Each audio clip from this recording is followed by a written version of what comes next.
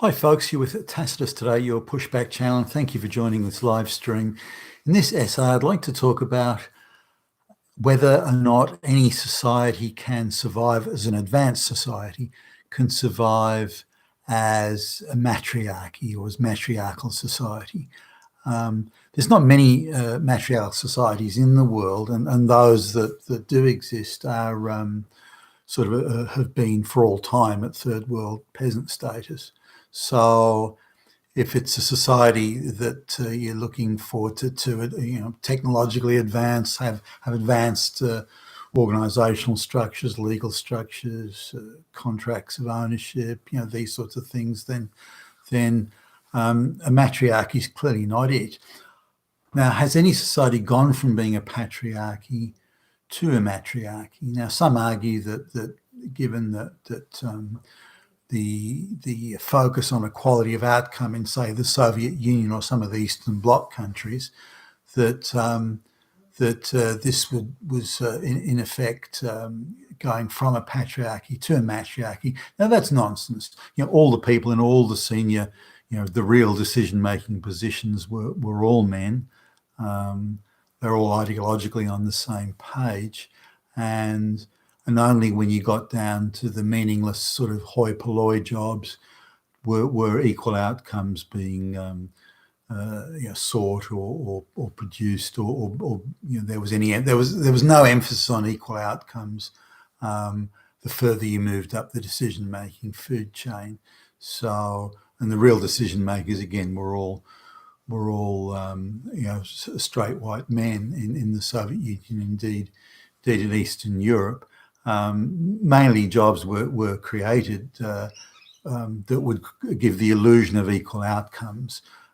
So they would call somebody that filled out the delivery sheets, which would be a basic clerk's job in the West. So when it filled out the delivery sheets from the factory or something like that, they gave them the title of economist. And someone that fixed soles on shoes was called an engineer. And so they created all these titles and all these situations and all these meaningless jobs that give the illusion of equal outcomes. But it was nothing of the sort. It was still a patriarchy, even though that Stalin, while he was signing death warrants for thousands of men, would appear at women's rights conferences. Talking about how you go girl and all this sort of thing. One of the biggest mass murderers of all time, and he's attending women's rights conferences, telling women how much he wants them to have equality. But let's just look at matriarchal societies generally. I think there's only 4 or 5 have ever existed in history, or certainly in any recorded history, and they've been very basic sort of hunter-gatherer societies, and what they did is that sex and ownership of everything was considered to be communal. No one person owned it; the community owned it, or the tribe. And so, especially some of these islands in the Pacific, and some of these did practice matriarchy. There was no such thing as monogamous marriage or marriage as we would know it even. So the woman was free, or women were free to have to procreate with any man at any time, and have, it was just standard practice to have multiple partners, and that went both ways.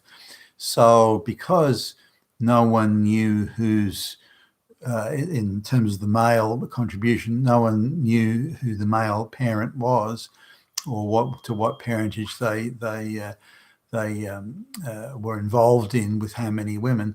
So they switched the line of descent to be through women, because the woman would know, I had that baby, that's my child. So they, instead of being the patrilineal sort of thing, they had the matrilineal, and this means no one had any stake in society or stake in any family. It was very much a communal thing.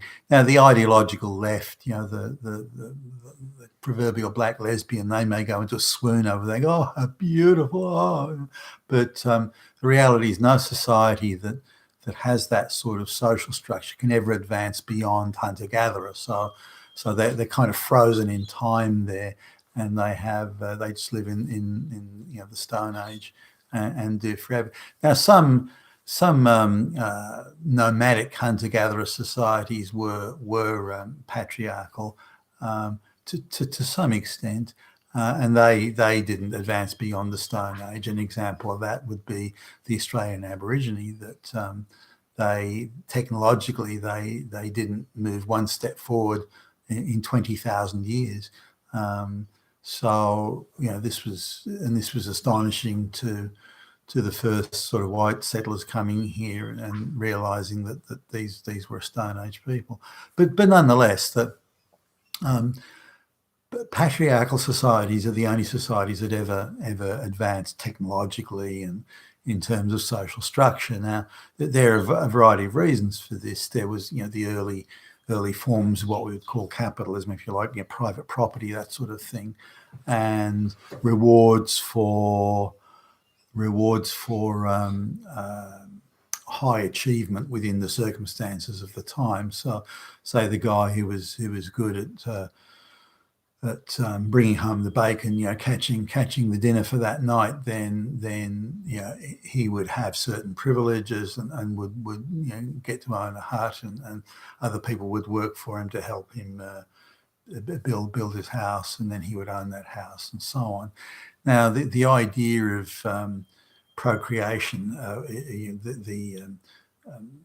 just recreating the existence of any race or tribe or group, it requires people to have a stake in the future. Now, if they don't have a stake in the future, everything's communal, no one has anything more or less than anyone else, then why should the best hunter work harder to bring home the meal that night for the tribe when there's no real benefit in it? Why would they run the risk of being injured or killed even? Chasing down some animal through the jungle or whatever, if there was no benefit in that. So clearly, to have a stake in society means that people have to derive some sort of benefit from employing their talents, whether they're good at chasing down animals, or they're good at basket weaving, or whatever. Maybe they're good at looking after the children or something, whatever that is. And there's a natural order that happens in private arrangements where people gravitate towards their natural ability. Now, we're in a more sophisticated society now where natural ability or anything like that sort of often discarded. But in a tribal society, then those sort of things were how it would have been structured in a patriarchal tribal society. Now, from that, given those investments and in time, more and more people, the more successful a tribe was, the more and more people would come towards it, the more successful they were in procreating. And then they had to have organisation around a town and then a city, and then there was irrigation, and then there was crops and animal husbandry. There was a whole lot of things that came with it. But that was always a patriarchal society, and it's been so throughout time. Now, there were downsides of that. There are many upsides, but there are also downsides. Now, what the feminist foot soldiers that are used so blatantly by the political left, the globalists, the Democrats, to try and disrupt, Western society, and that's all they're there for. They're not there because these globalists care about women or feminism or the matriarchy. They don't give a flying fuck about it. It's only the disruptive element that they're going for here, to disrupt the Western white society. So when the cities and the towns developed, or the societies developed, then technology came along with it. You have to find better ways of irrigating your crops and all sorts of things. And so and also disputes over territory. Any matriarchal society, if there's a patriarchal society nearby, will be taken over by the patriarchal society. The only reason these matriarchal societies existed is because they're in islands in the middle of nowhere, and that was it. There was no other reason.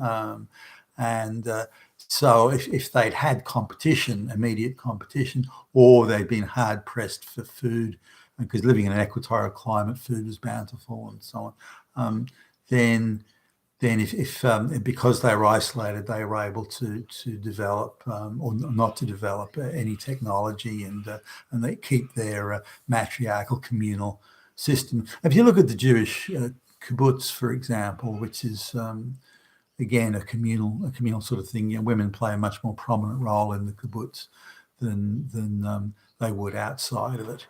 Now, if you look at, say, Jewish movies, Israeli movies, or TV series, things like that, they make a huge show of women being equal to men, and in America it's always the black sort of police chief. Well, in the Israeli shows, it's always the female police chief, and the head judge is female, and so on. So only when you get to the very apex does it all men. So it's they even got a touch of the communists there. But coming back to the patriarchy, has any society gone from patriarchy to becoming a matriarchy? I'm not aware of one.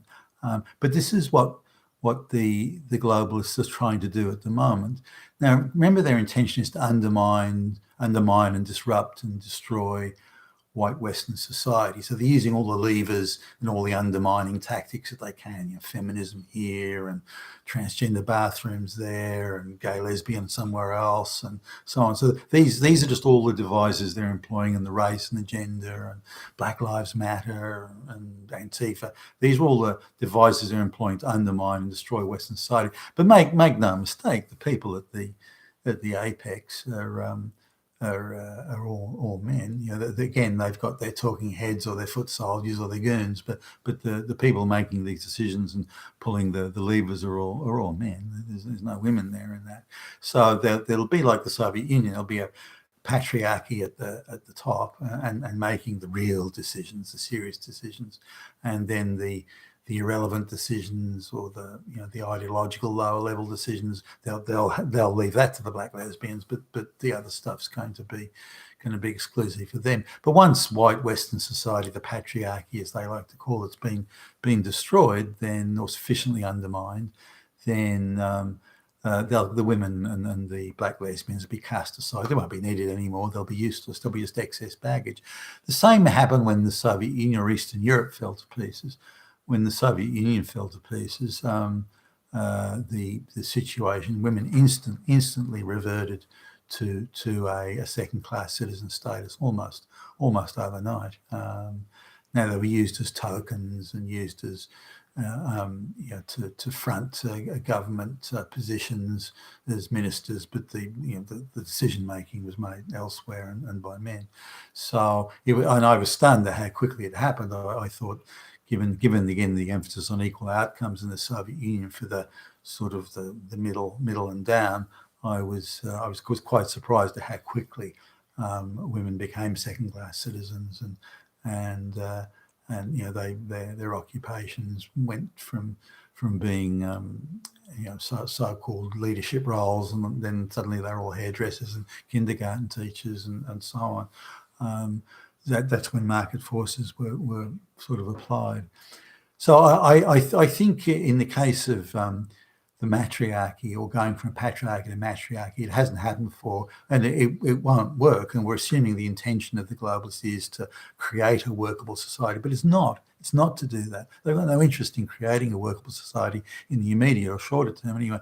Their interest is to destroy Western white society and destroy that. They have to destroy the people who are most committed to the rule of law and due legal process, and committed to merit, and committed to accountable government, and committed to standards of probity and that sort of thing. And those overwhelmingly, those are white men, and that's why white men have to be crushed. So I don't think we're heading towards a matriarchy. It'll be at best a temporary phase, simply used to crush white men. But remember, when the lesbian comes around and finger wags you disagree, it's the straight white cops that come around to come over to slap you around and make sure you do what she tells you to do.